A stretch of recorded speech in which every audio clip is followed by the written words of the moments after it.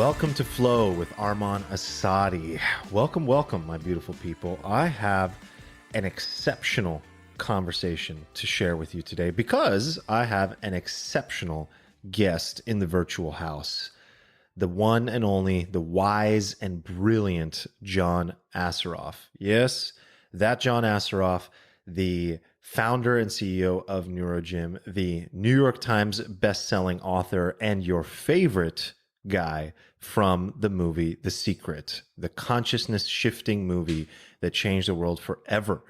John is someone that I am very, very lucky to know and call a friend, and also truly a mentor, someone that I've learned so much from both near and far through his work, but also through the conversations we had. And so I thought, with everything going on, what better than to have a catch up with John and dive deep into some of my favorite topics and his favorite topics, and really sit down and learn about perspective and understand who we really are and how to find calm through the storm.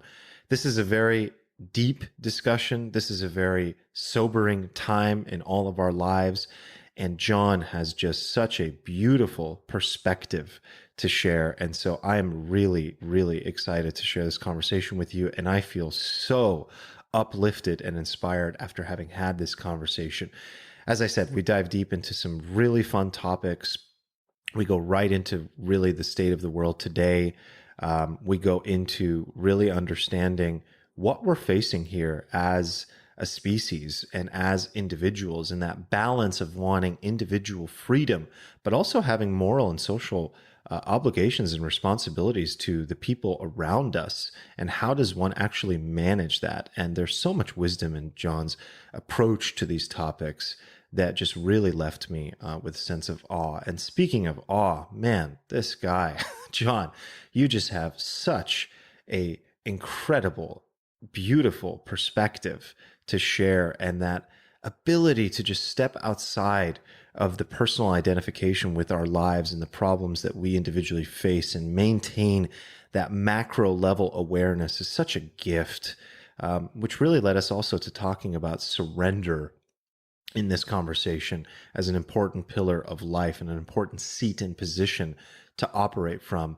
And I couldn't help it, but toward the end, I brought up financial freedom and really wanted to understand how John approaches that concept, which of course he over fucking delivered on, and how he personally invests and what he's currently doing with his money and investments today. That part was really, really interesting as well. So there's a lot in this conversation. I'm really excited to share it with you. So kick back and enjoy. Go for that jog, plop a squat in your favorite chair, whatever it is you do when you listen to podcasts. And make sure to let me know what you think as you're listening along.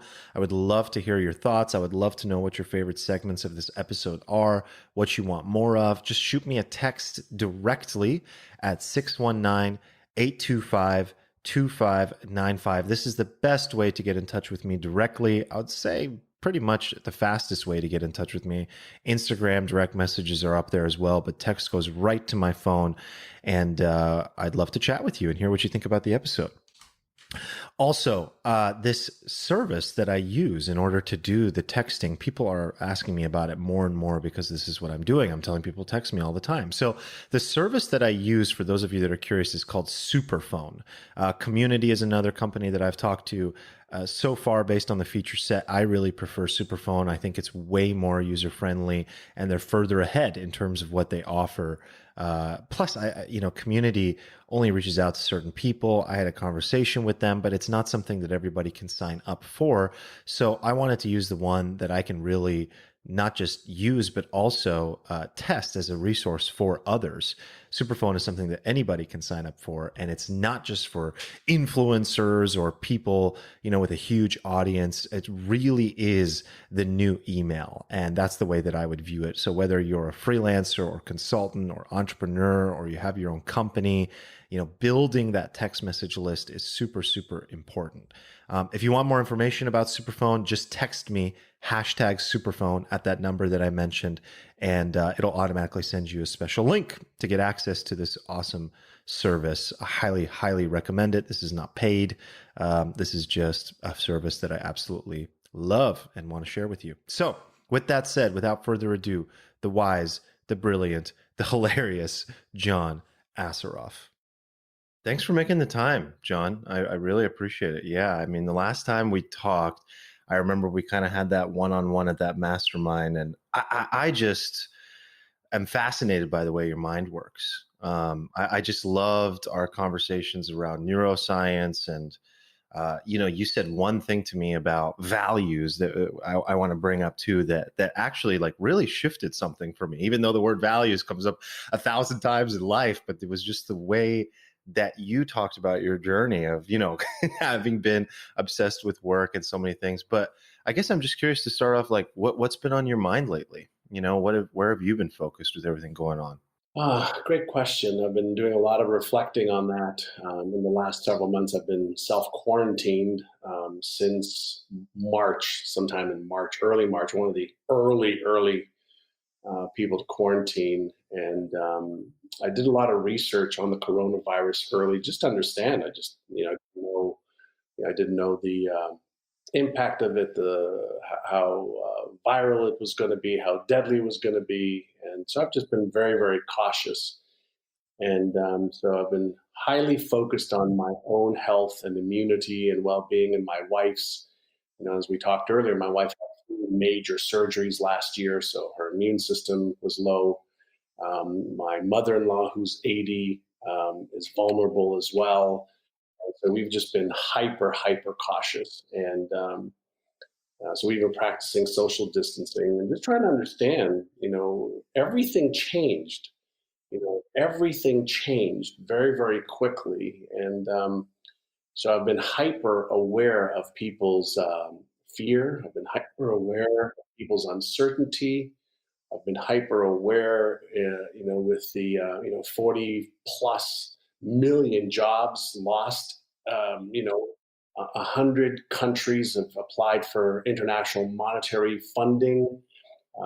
Millions of people won't be able to make their rent payment in summer and fall months. Restaurants closed, airlines shattered, cruise industries as a whole have been decimated. And so I've been trying to figure out what's the impact on all of this, on people's health, psyche, well-being, and how serious is this? And it's extremely serious. And so a lot of the focus for me is to really understand the cognitive biases that's happening right now. And since I'm very into the brain research and understanding how we think, why we don't, cognitive laziness, our desire to go beneath the level of our comfort zone, to look for facts versus opinions. I haven't shared this with many people, but I'll share with you since we're friends. Is 6 weeks ago, my mother was diagnosed with coronavirus, and 6 days later, she died. So thank you. I know that's why you asked me what's on my mind, and I'm letting you know what's on my heart. And my mother was quarantined in a retirement home, and 145 people in her facility got the coronavirus, and 50 of them died. 50 out of 145. So, what I'm very aware of right now is, people wanting their religious freedom, their personal freedom, their desire to live life. Um, and what I'm also quite aware of is how many people are not as concerned as I would love them to be about the implications of selfishness, right? And so I'm fully fine with people saying, I don't want to wear a mask. I don't want to take precautions. I'm okay with that, but not at the expense of infecting somebody else that would die. That's all. So if you want to do that, that's great. But then protect the people who are more cautious or need help. And there's a group of our society that either A, can't take care of themselves, they need help, They're extremely vulnerable. And we know that it's mostly the 70 and older group. If they have diabetes, if they have heart conditions, if they have lung conditions, they are the most susceptible to dying. If they have diabetes, they have a 10-time greater chance, actually 12-time greater chance of dying if they get it, and they're in their 70 or more. If you're in your 50s or 60s, it can still affect you. So my question, I'm pondering is, how do we protect those people? And I know they're going to die. Like, listen, I knew my mother's going to die. She's 87, but she was able to walk on her own, feed herself, do physiotherapy, do exercise every day. So I knew she was going to die, and I'm okay with that. But she didn't need to die right now because of this. That's all.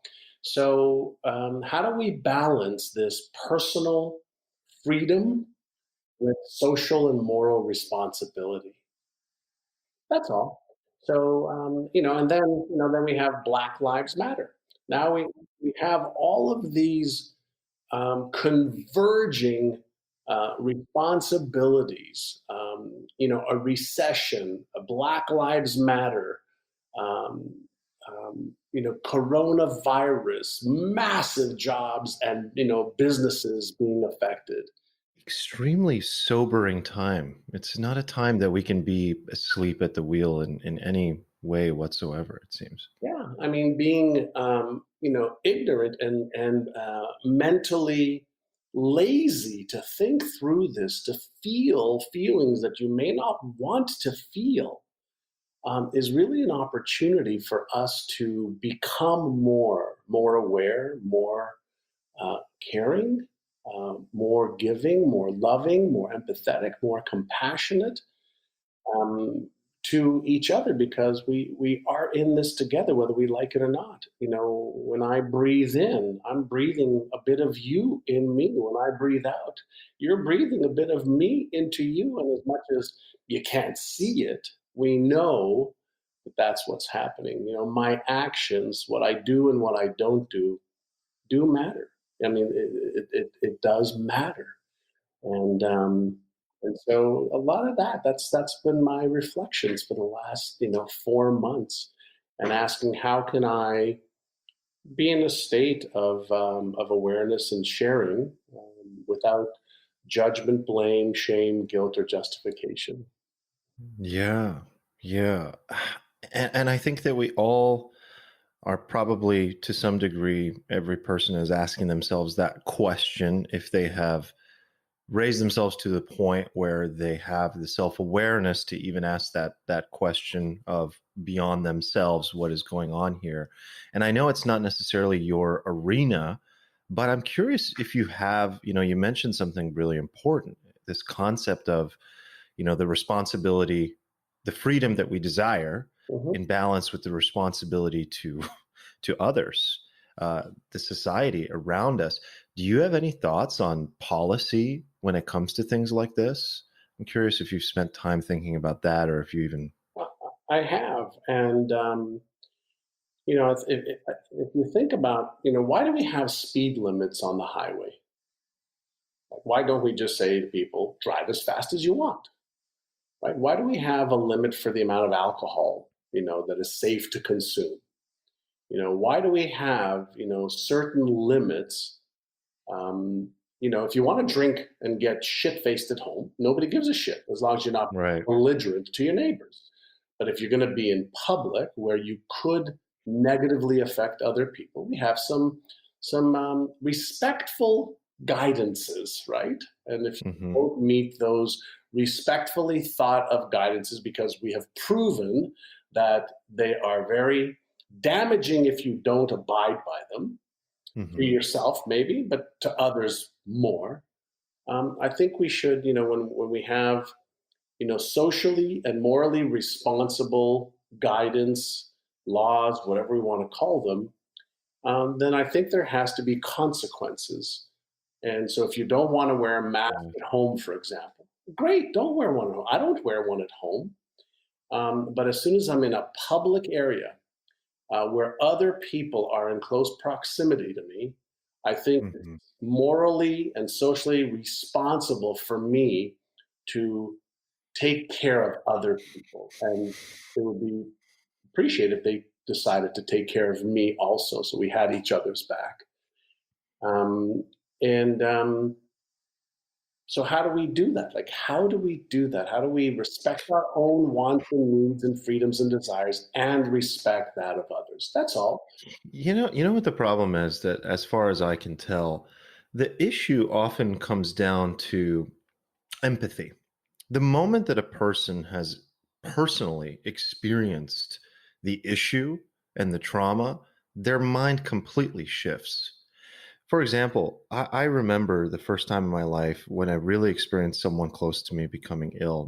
My mom got cancer, Mm, and I all of a sudden was on such a heightened level of awareness yeah, of pain that existed in the world. It was almost like it was not there quite tangibly before, and then all of a sudden my eyes opened to it and I could see it and touch it and feel it and grab it, and then next thing I know, I'm talking to the fucking grocer, and they tell me their mother's ill or something, and my heart just breaks, that's and right. I'm like, I'm so sorry, is she okay? What's going on? It's just, and that experience, once we go through it, after it builds empathy and our compassion increases, Yeah. then maybe people will give a shit about a policy beyond their own individual freedom. The way people respond sometimes is as if this is an attack on them.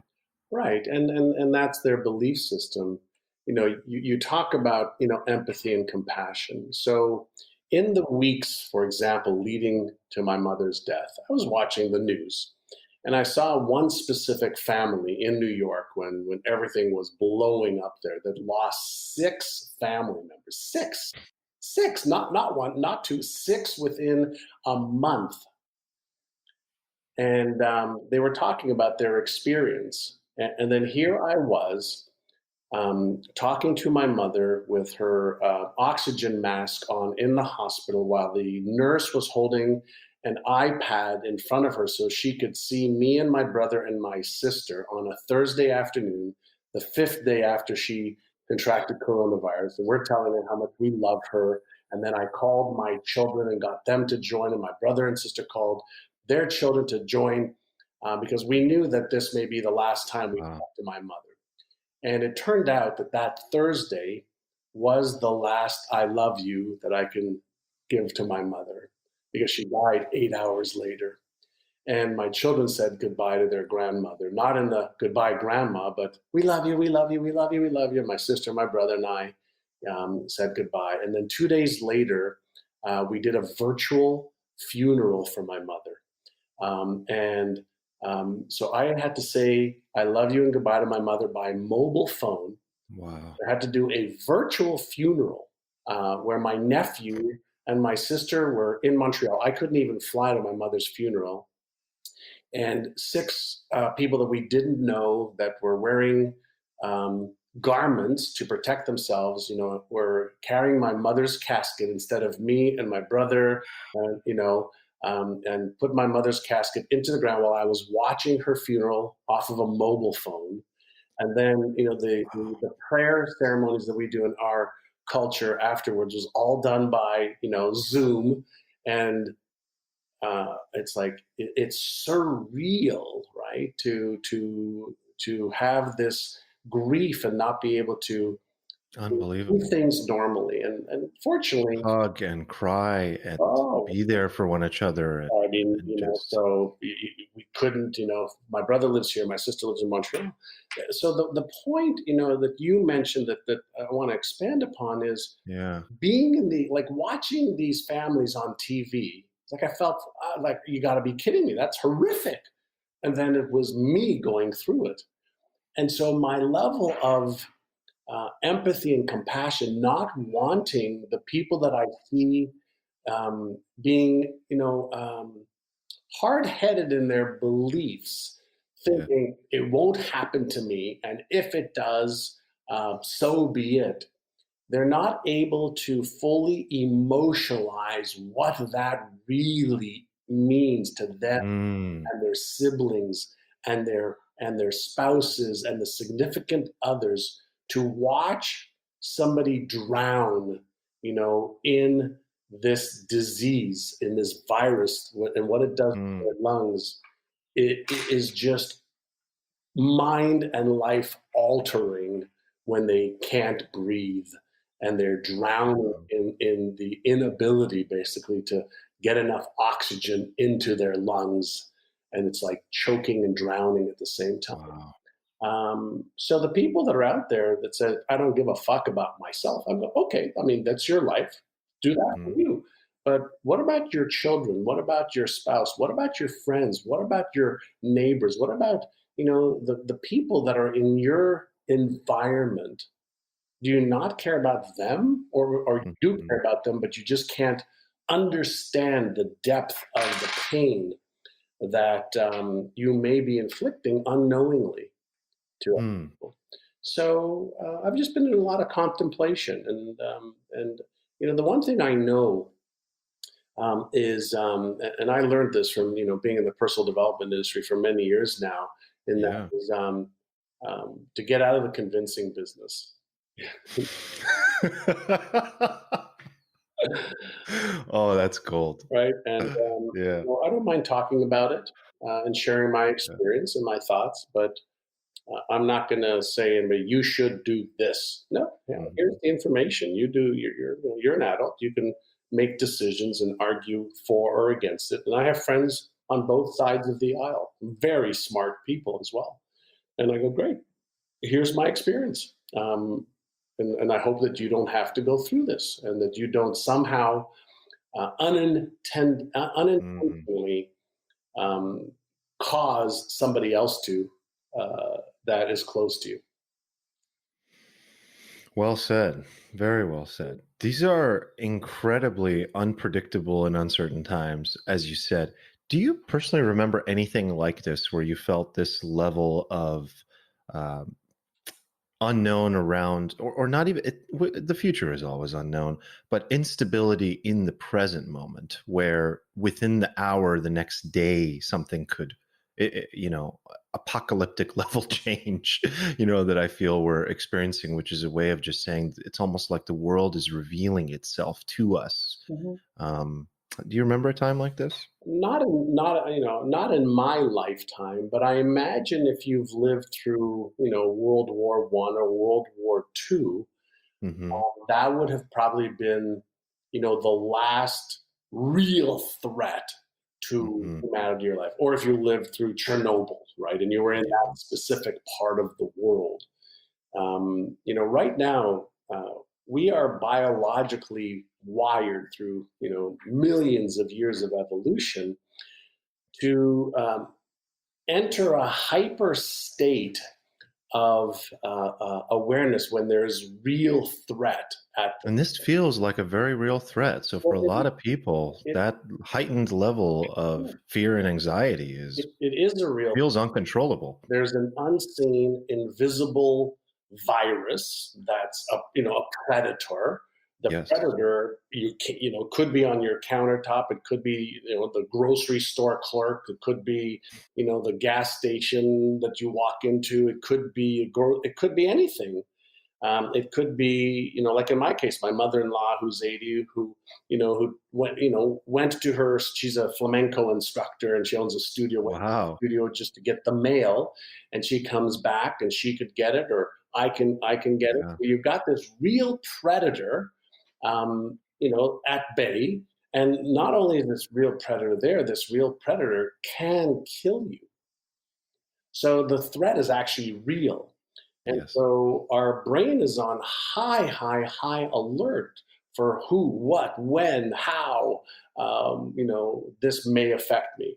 And then you couple that with uncertainty about the economy, uncertainty about the value of your real estate, uncertainty about your emotional well being, uncertainty about your mental well being, uncertainty about your job, uncertainty about businesses, uncertainty leaves us in a very vulnerable state for a brain that loves predictability and certainty. Yeah. So it is challenging the very best of us at a conscious and at an unconscious level. And unless we have the mental and emotional skills to observe, surrender, allow, accept, and then do what we can, most people will be very, very, very challenged right now, Yeah. as I'm seeing with a lot of my clients around the world. Unless they have the ability to have introspection and introspection, and frame things in a way that doesn't disempower them, they're feeling extremely vulnerable right now. And whether they say it or they don't, Hmm. or whether they express it or suppress it, Mm. it creates this experience that we have never had before in our lifetime. This combination. I've talked to a whole bunch of my friends, for example, who are investors like I am in real estate and the stock market. It's, let's say you've gotten really good at solving a 6x6 Rubik's Cube. All of a Mm. sudden, we've got six more layers that have just been added to it. And every time we move the top layer, we don't know what happens to the bottom and middle and side. It's Great kind of like, analogy. oh, so we're trying to figure this new, 12 by 12 Rubik's Cube right now, all of these Yeah. new dimensions. And Yeah. it will be solved. There's one of my hierarchy of beliefs is that we live in a highly intelligent, omnipotent, self-aware universe. And Mm. the universal scale, right, is millions of years versus, 100 days or 300 days or 1,000 days. And so Hmm. what I don't know, but I'm fully confident that the universal intelligence does, is everything is unfolding exactly as it should. It may not be to my taste. I may not understand it. I may not like it. It may be painful. It may be fucking awful. And everything is unfolding as it should. Is there an underlying assumption that humanity, this species, though, is evolving in the right direction as it should? Because another person might argue that yes, it is unfolding just as it should, and this is essentially a path toward the end of civilization. This is conflict. This is disease. These are real economic collapse and things like that. So I'm curious: is there an optimism about the direction of our evolution as well within that belief system of yours? Well, it just depends on your belief system, right? So Right. if you believe that this is somehow God's unraveling of the world, and this is the end of humanity and life as we know it on Earth, okay, well, then it is. Mhm. And if you believe that this is just the evolution, of our species and wiping out the sickest among us, so that we evolve to a healthier species, okay, that's your belief, and that's the way you're going to see and feel and experience the world. Our beliefs will drive our experience, Mm. and so I'm okay with either one. And the reason for that is I'm just in a state of surrender and acceptance to a greater power that I still don't fully understand. And so Wow. all I can do is go, it could be that, it could be that. The nature Wow, man. of reality is, there we all think that life is this continuum, right? And it's almost like it's a movie. But what most people don't realize is movies are just little slices of moments that are stitched together. You know, um, Nanosecond by nanosecond, there is Mhm. uncertainty, right? And there's then there's us in the middle, creating our own reality by what it is that we choose to focus on. So we Mm. can choose on the negative and the worst possible outcome, and then we magnify that reality because that possibility exists. Or then we can choose on the best possible outcome, and then that reality unfolds in front of us. And Mm. on a universal scale, we know that there is a duality, a law of polarity. Yes. Right? You can't have an up without a down. You can't have sickness without health. You can't have an Yeah. inside without an outside. You can't have, electrons without protons. You can't. It just doesn't exist in the universe that we live in at the quantum scale. But we're so used to living, life at the physical level, Hmm. that we're being very myopic in our awareness that's beyond our physical five senses of hear, see, smell, taste, and touch, and maybe intuition if you want to add a sixth sense. Hmm. I choose to observe a lot and Mm. reflect on the a greater reality than my own physical experience. And in my in my own life, I've experienced a variety of states of consciousness Hmm. through deep meditations, through use of medicines, and experiences that have given me, just for me, a different perspective on reality. And Mm. so I see the world differently than most people, and I invite anybody to just let's have the dialogue of the nature Right. of reality. Let's have the dialogue of what is consciousness. Let's have the dialogue on, why we only see a little bit of the light spectrum and sound spectrum, and we only see a fraction of what is really here.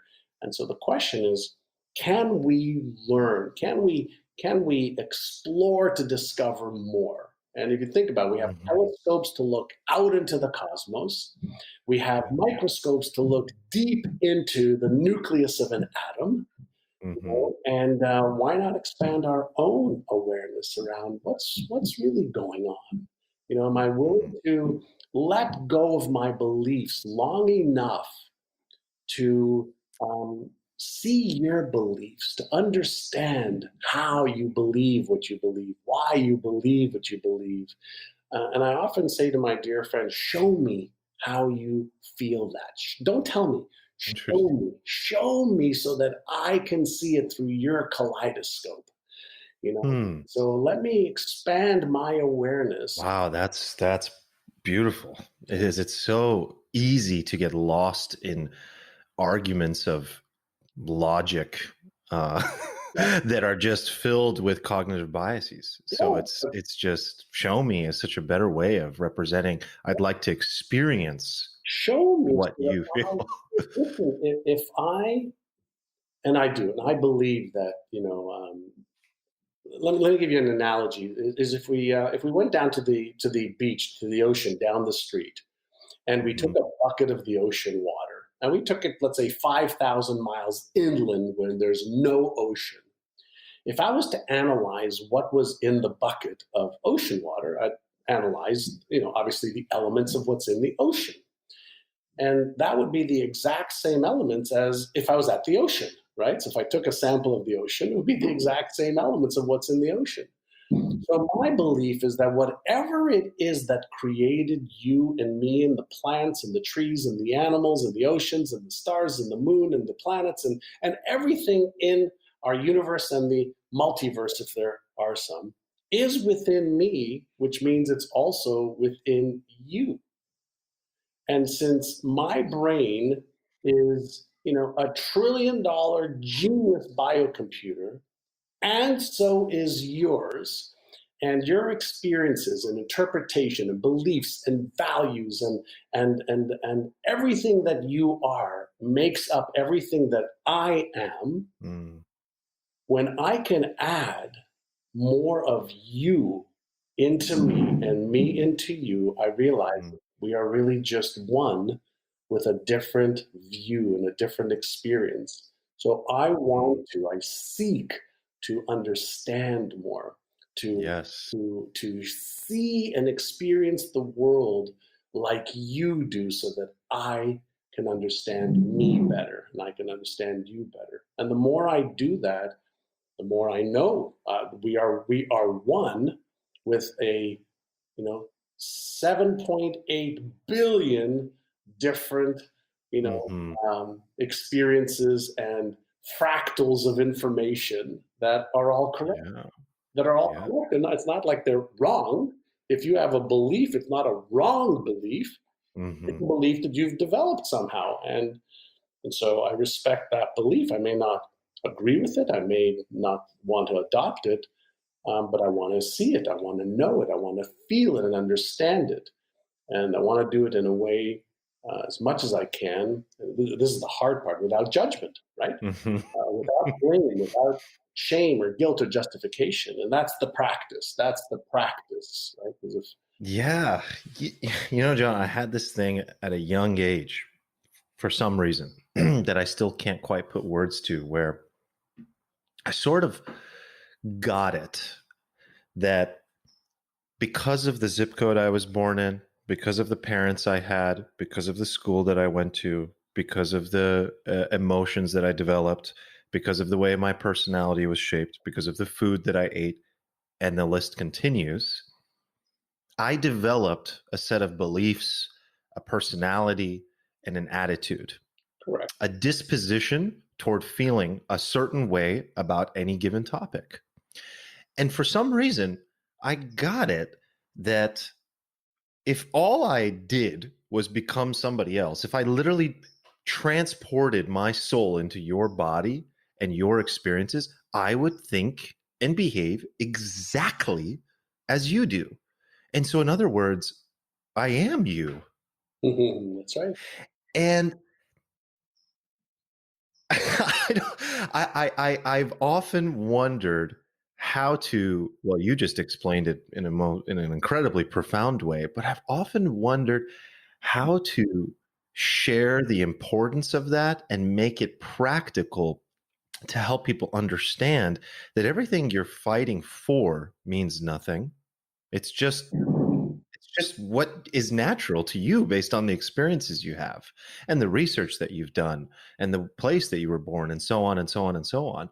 And we defend and we go and we fight so much for these individual beliefs, which is essentially nonsense, because if there was a belief around, why are we, what's going on and why are we here, it makes sense the way you describe. If the universe really wanted to have an experience and understand itself, it would sort of need to A, forget itself, and B, divide itself into an almost infinite number of sentient conscious experiences. Because the only way to experience infinity is to become that and to divide yourself into all these individual perspective. It's like little fractals, like you said. It's like little, each set of eyes is a way for this universe to experience itself. And so actually what I feel when we challenge one another is that we're actually just, yes, challenging ourselves, but we're actually challenging this beautiful experience that this other person has of reality that is just as okay as ours. Yeah. What's interesting is my wife and I both love art, and we've collected art for many years. And many times I'll walk by a piece of art and I'll look at the whole picture. And obviously, maybe there's one piece I'm thinking of right now. It's a street scene in Paris, Mm. with a couple of people walking on the street in Paris, and you could tell it's just a cold day in Paris. There's a man wearing a scarf. There's other people wearing scarves, and actually a hat like the one you're wearing right now that I'm looking at I you. love these. I collect them now. And maybe that's what triggered this painting. Yeah. There's some dark colors and like a gloomy day with a little bit of sunshine just in the Mm. background, and Yummy. cars and some lights. And I stood there several months ago and I go, which color on this painting is not perfect? Because there's dark colors, there's a few bright colors, there was a lot of different colors in this painting. And my answer was every color is needed for this painting to be as perfect as it is. Mm. Right? So which color of you is not right? Which color of your perspective is not right? Which color, of your idea, intention, beliefs, values, experience is not perfect? And the answer is it's all perfect. Now, Mm. my job is to see the totality of the perfection and not focus on what maybe a color I don't like, or right, and Right. that just takes awareness, and that takes a little bit of practice to remind ourselves that we're all a perfect expression of that which created us and sustains our life. Hmm. And that you just have to keep coming back to that. And I think because we all are the same and different, I may like, a certain type of food. You may not. That's perfect. You may like a certain color. I may not. That's perfect.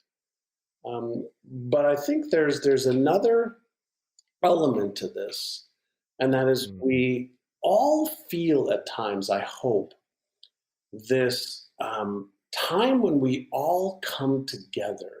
Hmm. And maybe it starts off with you loving another human being, and you feel this love, this oneness with, whether it's your children, your mother, your father, your sister, your brother, your wife, your husband, your best friend, a dog, a cat, a bird.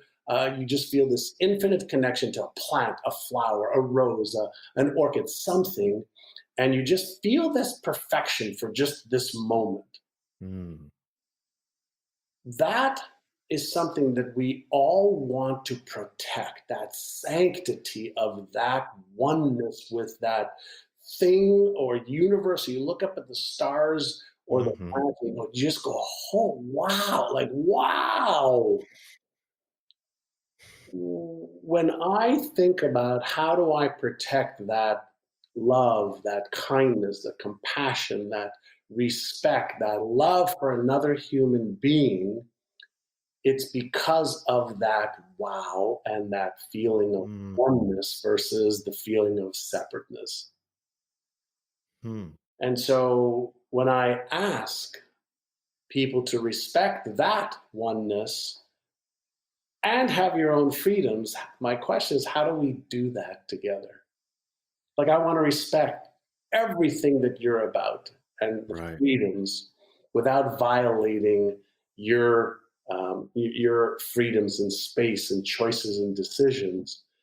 And when you do that for me, also, now we have union, right? Now we have oneness. Now we have, I love you enough to respect you, and you love me enough to respect me because I love me and you love you.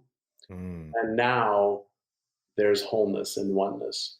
And if we do that between two people and four and eight and 16, then everybody has what they want.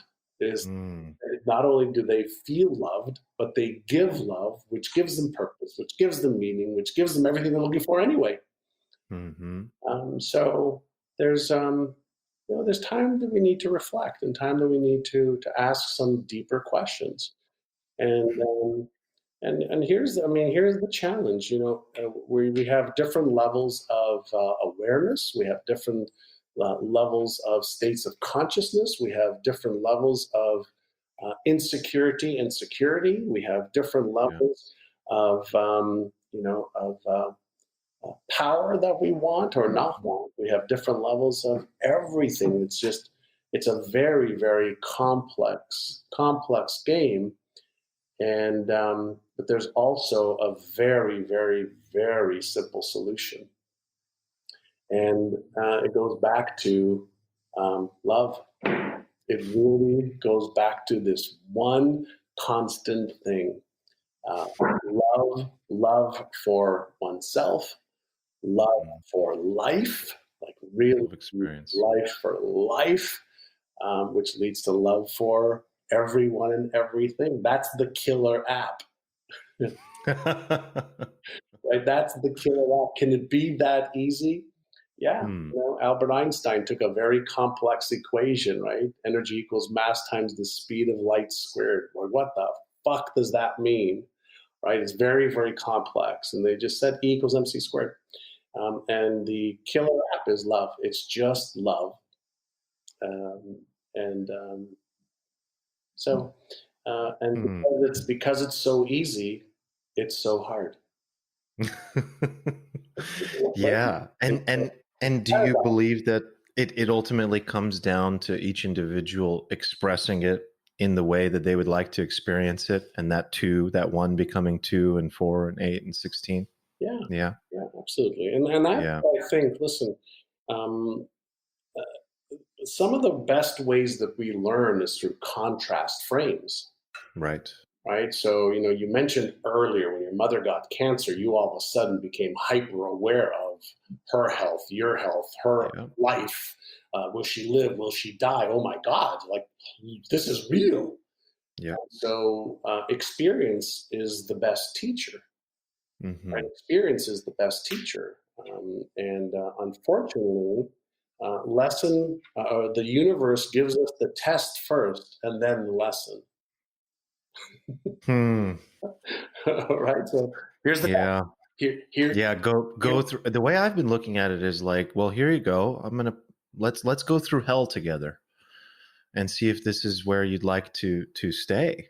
In the sense that when we see a certain level of division and ideology and conflict, and the opposite of what you just described, people get to experience that and ask themselves if this is the way they'd like things to be, because we're sitting in this opportunity where there's exponential change happening. Mhm. And things are changing. So we already lived in the 21st century where everything was happening really fucking fast. Yeah. And now we're in a situation where honestly, it just feels like an entire system can either collapse or rebuild itself in a different fashion overnight. Yeah. And that can be really exciting, or it can be really scary. And so us all having that awareness of what's going on is really important. But I think the major thing that I'm really pulling away from everything you're saying is just this incredible level of surrender.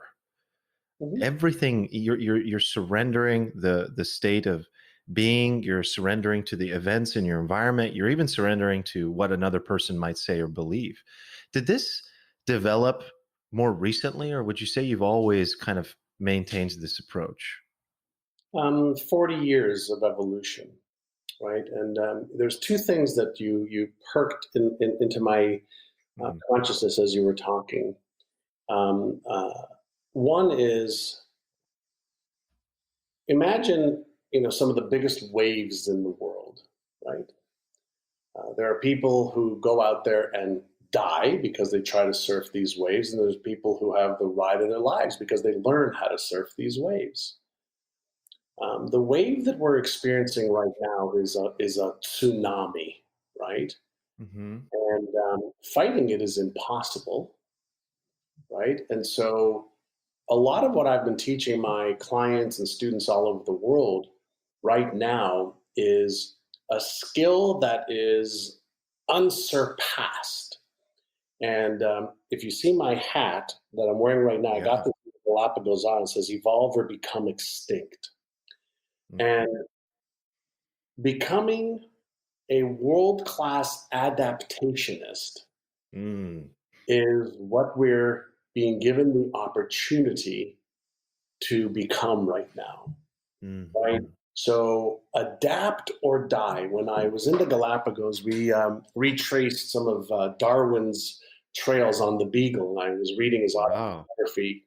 We were on a 110-foot catamaran with wow, a guide going through island to island and retracing some of his journey. And what you see is over millions of years of evolution, right? You get a chance to see a totally different evolutionary process from volcanoes to animals that are not afraid of humans that are not. It was just mind boggling. mhm, And as a species, right here on Earth, this is an evolution for us mentally, emotionally, physically, in every way possible, mhm, because there's so many demands being put on our systems right now, our belief systems, our biological systems, our mental and emotional and systems that nature is survival of the fittest. I want to just remind everybody of mhm, this very, very, very basic fact of life. It's not pretty, but it's the truth, right? Survival of the fittest. The mentally fittest, the emotionally fittest, the financially fittest, Mm. the psychologically fittest, the physically fittest. And nature is evolve or die, adapt or die. Nature doesn't think twice about inflicting capital punishment, Right. right? And so we can sit here on our high horses, in chairs thinking I'm the shit. Hmm. And nature doesn't give a fuck if you think you're the shit and you're There's believing. no injustice or. And so let's humble ourselves enough for just a moment to be aware Mhm. of what nature may be saying and doing. And the Mm. question is, what can I do to ride this monster wave so that I adapt and survive and become more, feel more, have more, give more, love more? And this is, nature's wake up call, possibly. Mm. Yes, possibly. I happen to believe that at the higher level of thinking, that Mhm. is what's happening, because I don't believe that there are any accidents in this universe. Same. Same. That's what I believe, and that's the Yeah. operating system that I live with when I, sit and look up at the stars and I think to myself, okay, I live in this, galaxy called the Milky Way galaxy with billions of It's stars. impossible. And then there's billions of galaxies. And there's this little rock, 3 rocks from the sun called Earth that's hurling at 25,000 miles an hour, spinning on its axis with the moon in tow around this star called the sun. And this whole Milky Way galaxy is moving at 1.5 million miles per hour from one My place in the God. universe to another. I go, you really think that's not perfection? Hmm. Like, you really can think that's not perfect and we're not being Oof. thrown off of this in a fucking nanosecond? Really? Mm-mm. Okay. If that's not perfect to you, and if we can, figure out how to develop a 350-foot rocket ship and figure out the elements of this planet so that we can put fuel into this rocket ship and send men or women into space and then time the landing within a fraction of a second. The laws of physics are not perfect, really. Okay, then live your life that way. But I happen to believe in that perfection. You want to call it God's creation? Okay, Mm-hmm. I accept that. You can call it whatever you want. I don't care what you call it. But the organizing intelligence not only is that, it's you, Mm. it's me, it's all of us and everything and everyone in perfect order and harmony with a little bit of randomness to spice things up. Now, that sounds a little bit more like my view of reality, with much more that I don't know than I pretend to know. Mm. So I'm in a consistent state of curiosity and reflection and observation and learning and questioning. Um, that's what I like to think. Wow. Wow. When you say it's perfect, when you say perfection, and you really scale out, do you say that in the sense that if you were God, you can't think of a more beautiful way to create existence? Is that kind of what you're alluding to? Yes, and if we were just a little bit closer or a little bit further than the sun, we Mm-hmm. wouldn't be. Mm. Okay, if we had a little bit more or a little bit less oxygen in the air, we just wouldn't be. Right? So the Mm-hmm. perfection I'm talking about is, for everything to be as it is, there has to be this perfection, right? And when we are certain groups of people are hyper sensitive to our ozone layer and climate challenges that we're having and icebergs melting and changing the balances that help in this perfection, um, there's reasons for that, right? Hmm. And so we know that there are certain checks and balances. Right now, a few weeks ago, I was watching a TV show, and they were showing from China, they were showing Mount Everest, or from India, Huh. excuse me, from India. I think it was from Hmm. Bombay or from one of the major cities. They were showing Mount Everest, and they hadn't seen it in years. But because, Really? yeah, um, This is another new one. I love these little in the stories. canals of Venice, the dolphins have come back to play in the canals. The smog in Shanghai has lifted. There's so many things that have happened at nature's scale of nature being able to breathe again. We've had 4 or 5 months of not fishing the hell out of our oceans. Mm, You know, there's certain things beyond our normal day-to-day awareness that's been happening at the universal scale. hmm. That what does that mean? Like, what does that mean? I mean, again, I'm in the question of, Yeah. is this mother nature saying, I need some time to breathe again, right? And then we have, Floyd, I can't breathe. Well, what if Mm. that's like a massive fucking signal for Ironic. the planet can't fucking breathe, Hmm. with what we're doing to it? Um, I don't know. Again, like I said, I'm in the question. Is Yeah. that my intuition? Okay, my higher faculty says yes. Yeah. Stop Too. polluting our oceans. Stop killing off our species. Stop killing each other off. Stop killing this ozone layer that's causing more radiation. It's actually been getting better in the last 4 or 5 months. Why aren't Hmm. we listening? Like, why aren't we listening at the level that we, could be listening to all of this? We have, our brain, we have our gut, the gut microbe, and the intelligence in that part of us. Our gut can guide us. Does this not feel right to you to take Mm. better care of yourself, to take better care of the planet, to take better care of each other? It does to me. I mean, that's what I'm getting from all of this. It's a wake up and take better care of this Yeah. It's a gift. little smack on the side of the head.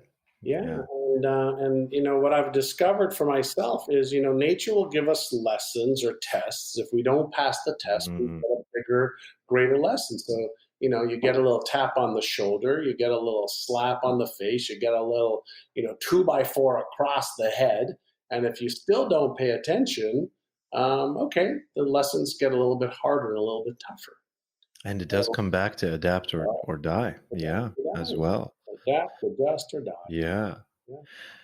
John, one of the things I'm really curious about, because I know you've spent a lot of time in this arena of financial fitness and Mhm. financial freedom.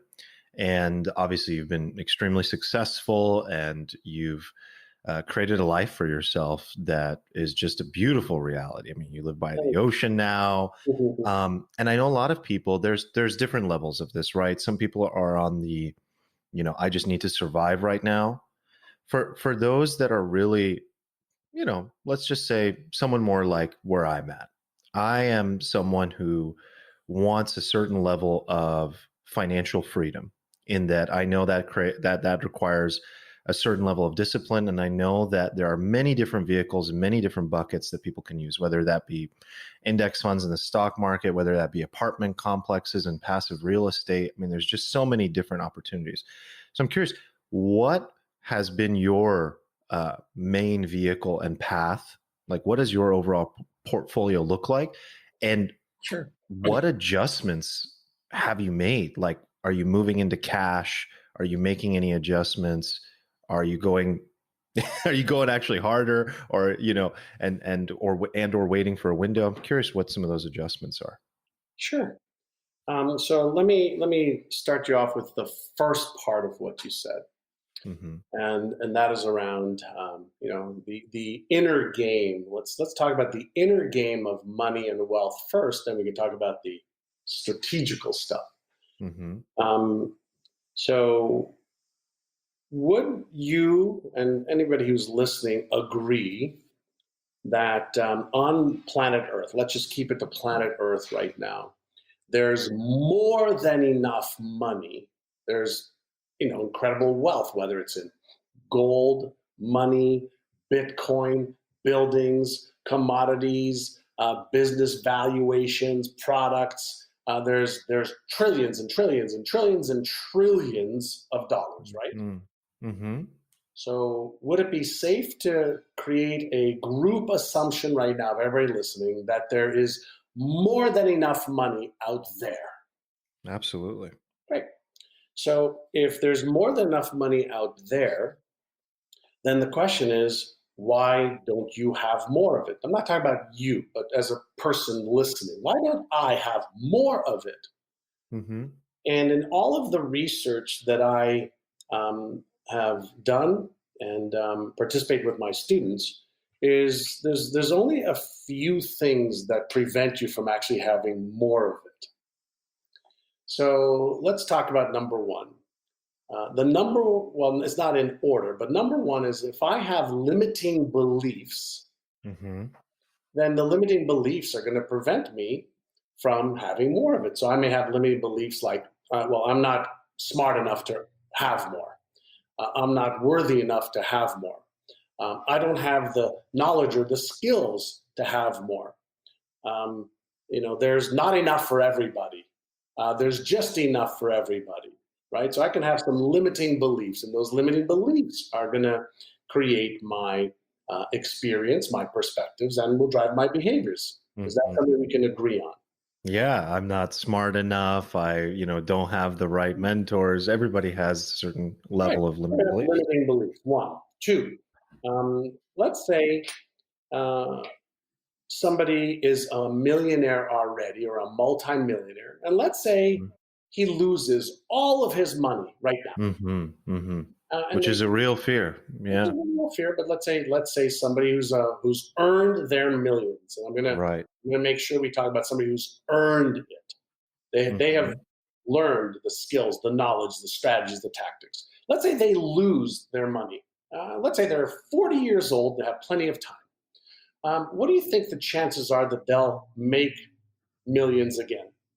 Likely. Likely. And let's say we take somebody who wins the lottery, who never, earned millions or became a millionaire. There's an 87% chance that they will lose all that money within 3 years. How come? How come?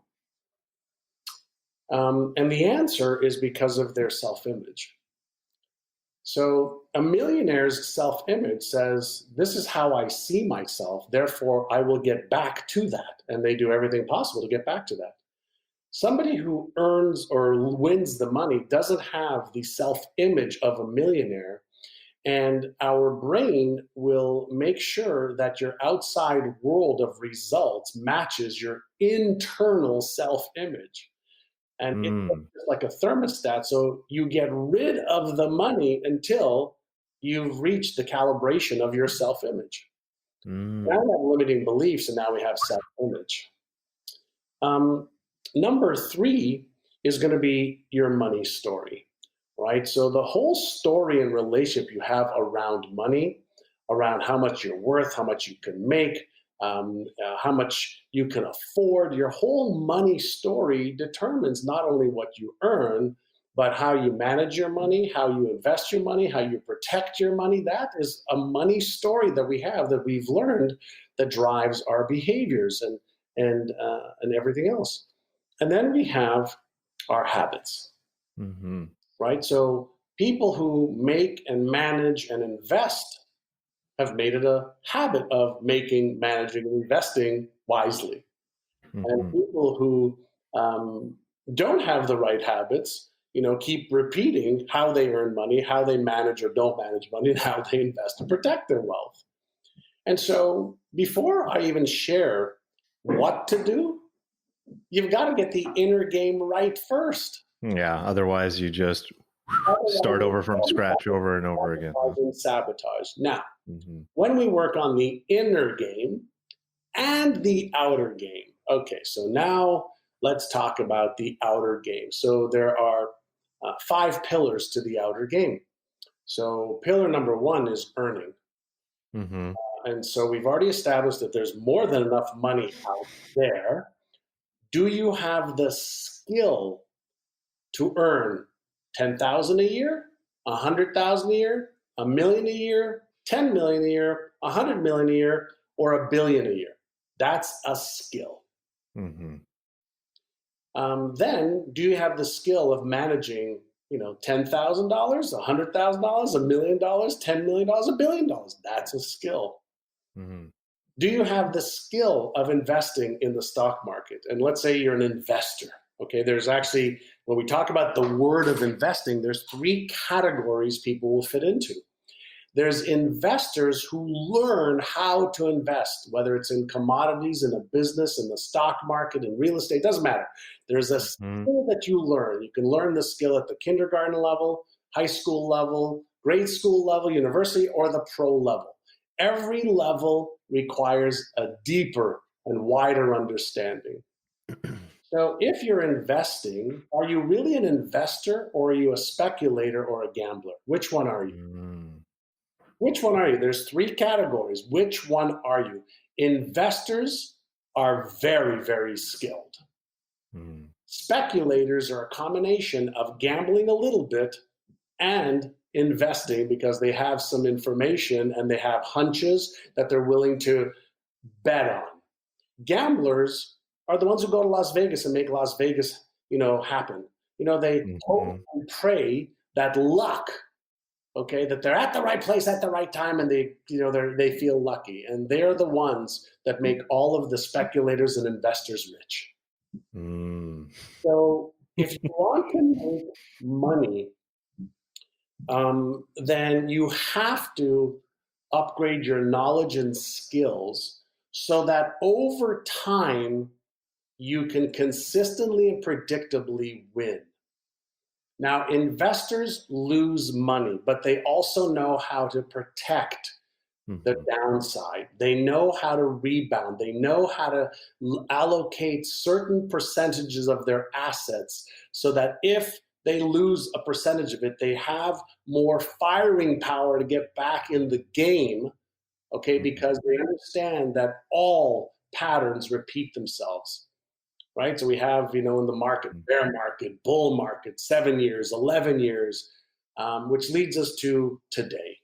Okay, so now I'll answer your other question. Now that we have some framework for how I see the world of money and investing and protecting, and then there's debt, getting out or using it as leverage.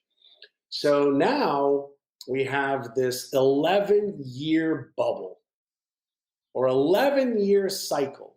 We have never seen an 11-year cycle like this. Throw in, 44 stock market's been very nice to us. Well, the stock market's been unbelievable. From 2008, 2009, when I took a beating of biblical proportions, it recovered beautifully.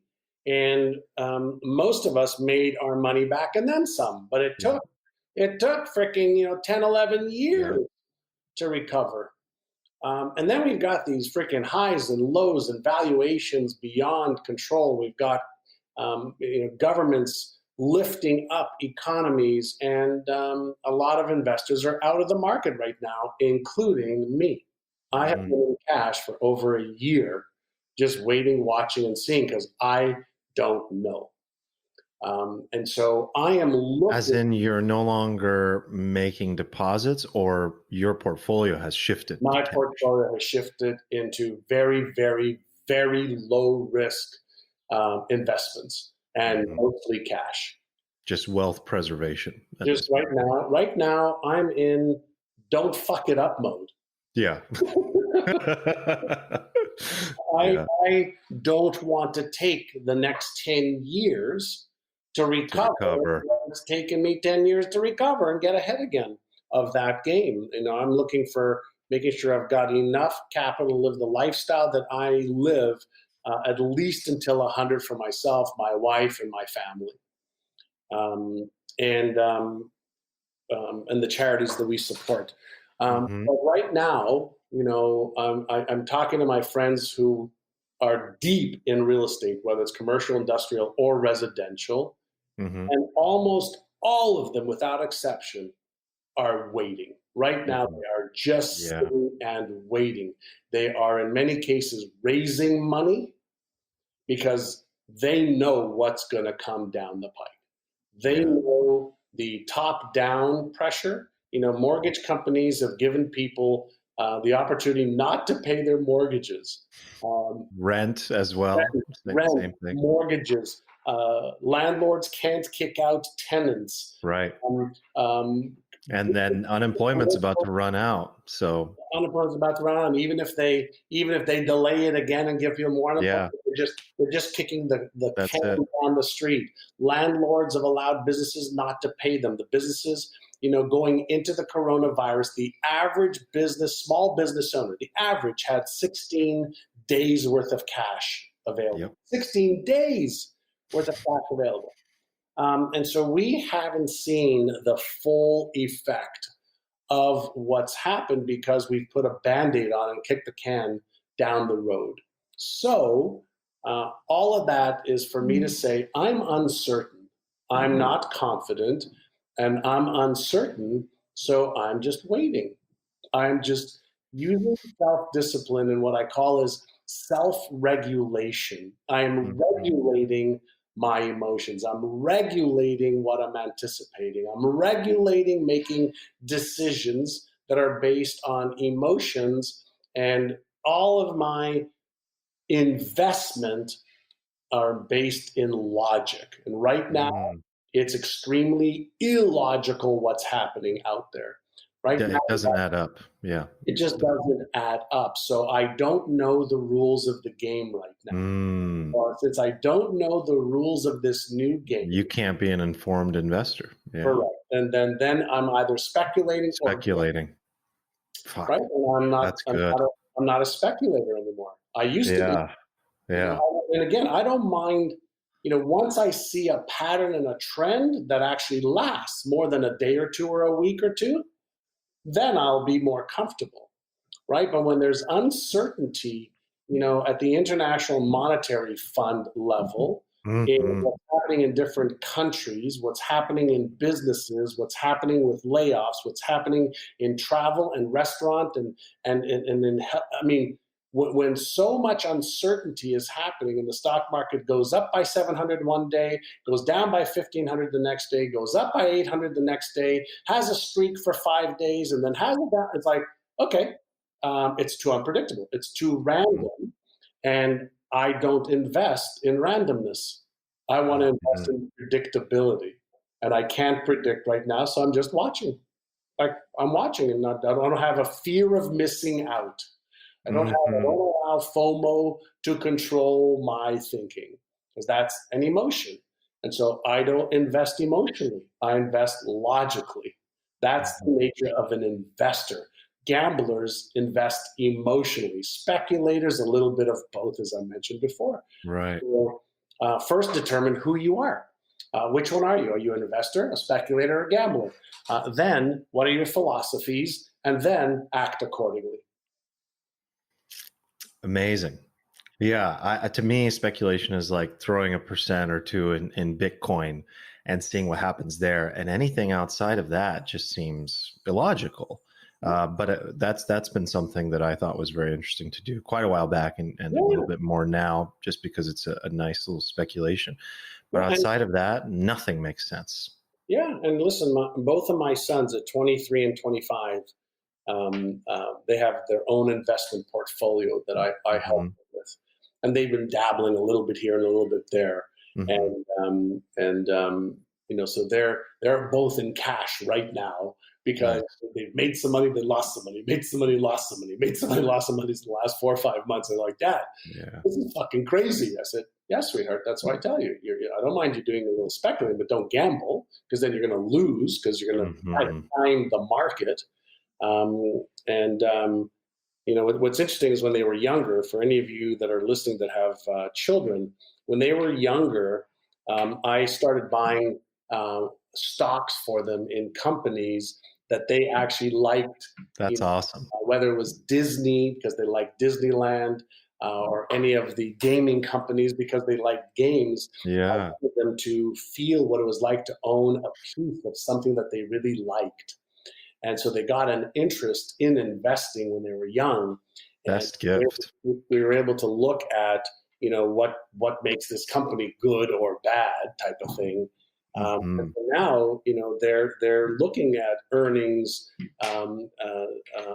to profits ratios. They're looking at things differently Hmm. than they did before. But they're also having some fun where they're speculating, and they're saying, well, based on what I read and what I think and what I researched, I think this is a good buy now.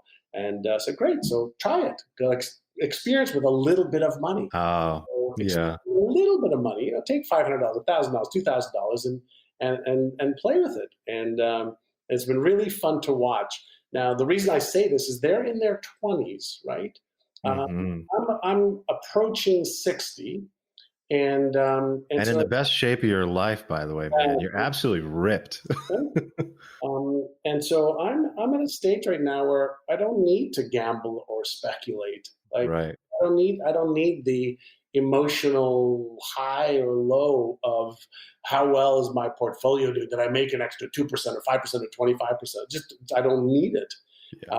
I don't want it and I don't need it. So I don't have to be aggressive. I've been plenty aggressive in my life, Hmm. and because of it, I did well, and then I didn't, and so Did you so have a very specific kind of more passive strategy before where it was more on the automated side, a little more simple, or was it very active and you were looking actively for investments? when I was probably in my 20s, 30s, 40s, extremely active, and in mid 40s to almost 60, 59, more passive, more more strategic. And if I can get my money to produce 15% return on investment year over year, I'm freaking happy. With slow and Yeah. steady wins the race right now. And so I've got a mixture of real estate, stock, private investments, mortgages, cash, commodities. I've got just a diversified portfolio now that I just look, if I can get 15%, that's what I look for. And some of my investments do better, some of my investments don't do well, but we've been averaging better than that the last number of years, and so I'm happy. Fantastic. Fantastic. John, I could talk to you forever, but I want to be conscious of, I know you have something I do. to do here. You're a busy man. You're changing the world one conversation, one lesson at a time. The last thing I just wanted to close out with is any final thoughts that you have that you want to share. And one question I just had for you as well is, if you could just snap your fingers and make a wish for yourself and for humanity, what would that be? Ah, I mean, that is such a profound question, right? It would probably have to be the gift. If I could give anybody just one gift, it would be the gift of awareness of what you really are. And I believe that you are God.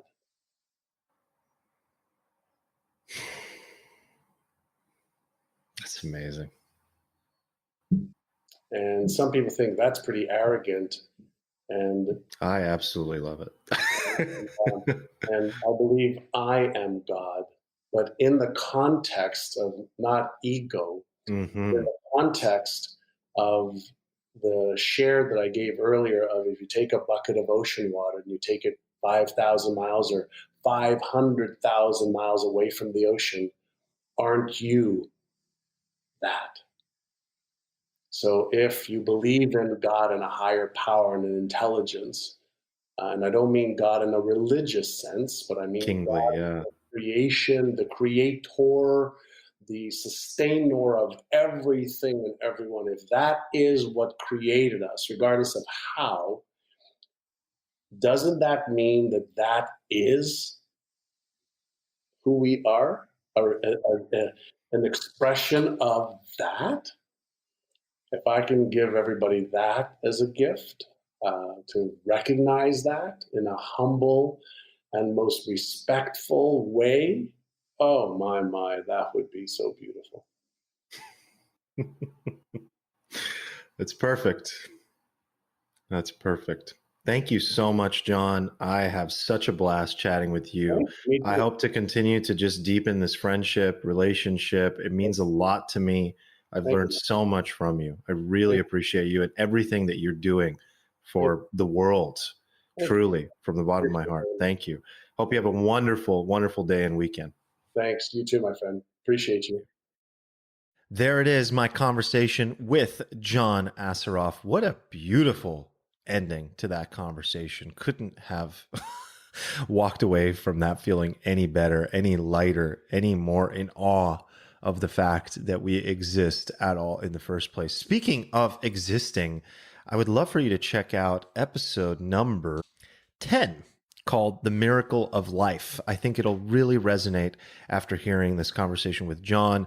It's something that I actually wrote, and I wouldn't call it poetry, but it's something that I wrote that just really came to me one day, and I share it with you here on this podcast. I think it's only like 8 minutes or something, 7 minutes on the podcast. So go check out episode 10 if you enjoyed that part of the conversation. And if you enjoyed the conversation in general, please share it on social media, with your coworkers, on your Slack channels, wherever and however you can send it over to people. This was a really profound conversation, and one in which I really believe that the world needs to hear. We're talking about concepts that if we actually act on as a species, as a society, I truly believe that John's perspective is incredibly important to share, and it's something that we all need in our lives. A little more perspective, a little more love, a little more humility, and a little bit more of that ability to see from the eyes, the lens, the vantage point of others. And this conversation may really enable people to do that to a higher degree. And if you aren't already subscribed to the show, if this is your first time listening to the show or you're not yet subscribed, please subscribe on Apple Podcasts and hit the follow button on Spotify. And not a lot of people use Google, but you can subscribe there as well. And let me know what you thought of the show, of you think of the show and the episode itself by leaving a review on Apple Podcasts. That helps a lot, and I love reading people's reviews because it's great feedback. And don't forget, you can always shoot me a text directly as well to spark up a conversation. Take care of yourself. Stay safe out there. Hope you enjoyed this one. Until next time.